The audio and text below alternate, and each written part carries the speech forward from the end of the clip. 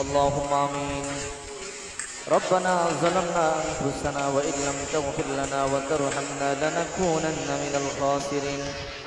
رب ارحمهما كما ربياني صغيرا رب ارحمهما كما ربياني صغيرا.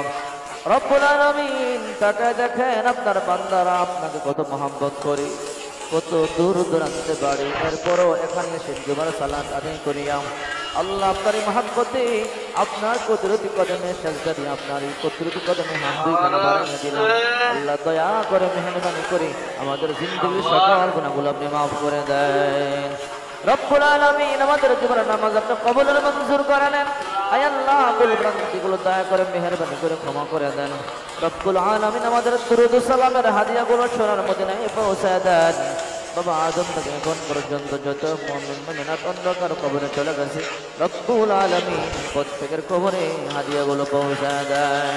রব্বুল আলামিন যারা হাত তুলেছে, অনেকের মা অনেকের বাবা এই দুনিয়াতে নাই, আমাদের মা আমাদের বাবা কত আদর করি যত্ন করি আমাদেরকে লালন পালন করিয়াছে। আল্লাহ প্রতিবেশীদের কাছ থেকে শুনেছি, মা যখন তার সন্তানকে জন্ম দেয়, মায়ের যখন প্রসবের বেদনা ওঠে, মা বারে বারে অজ্ঞান হয়ে যায়। প্রতিবেশীরা মায়ের মাথার মধ্যে পানি ডালে, মা অজ্ঞান হয়, আবার জ্ঞান ফিরে পায়, আবার অজ্ঞান হয়ে পানি ডালে, আবার জ্ঞান ফিরে পায়। মায়ের মুখের মধ্যে চাপ দিয়ে ধরে, মা বলে প্রতিবেশীরা গো তোমরা দাও আর ছুরি নিয়ে বটি নিয়ে আমাকে জবাই দিয়া দাও, আমার সহ্য হয় না, প্রসবের বেদনা সহ্য করতে পারি না। এরপরও মা ছটফট করিয়া করিয়া সন্তানটাকে জন্ম দেয়। মা সন্তান জন্ম দেওয়ার পরে মায়ের এক বালতি রক্তক্ষরণ হয়, মা চার হাত পা চোর চারিদিকে পালাইয়া পড়িয়া থাকি। সন্তান যখন ওয়া বলে একটা চিৎকার দেয়, কান্নার আওয়াজ যখন মায়ের কান দিয়ে কলিজার মধ্যে আঘাত করে, অজ্ঞান মা সাথে সাথে জ্ঞান ফিরা পায়। মা বলে প্রতিবেশীরা গো আমার সন্তান কাঁদে, তোমরা কি দেখো না? প্রতিবেশীরা বলে বোন তোমার সন্তানের গায়ে ময়লা লেগে আছে, কেউ রুমাল আনতে গেছে মুছবার জন্য, কেউ পানি আনতে গেছে। মা বলে প্রতিবেশীরা গো রুমাল গামছা পানি লাগবে না, আমার সন্তানটাকে আমার বুকের মধ্যে দাও, আমি মা জিব্বা দিয়া তার দেহের ময়লাগুলো চাটিয়া চাটিয়া মুজিয়ে দিব।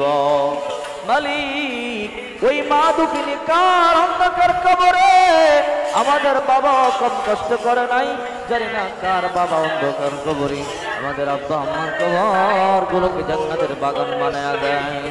আয় আল্লাহ দূর দূরান্ত থেকে আপনার যেই বান্দারা পায়ে হাঁটিয়া হাঁটিয়া বা গাড়ি করিয়া সময় নষ্ট করে সময় ব্যয় করে এই মসজিদের মধ্যে নামাজ পড়বার জন্য আসলো, আল্লাহ সকলকে আপনি নেক হায়াত দান করেন, আল্লাহ সবার মনের আশা পূর্ণ করে দেন।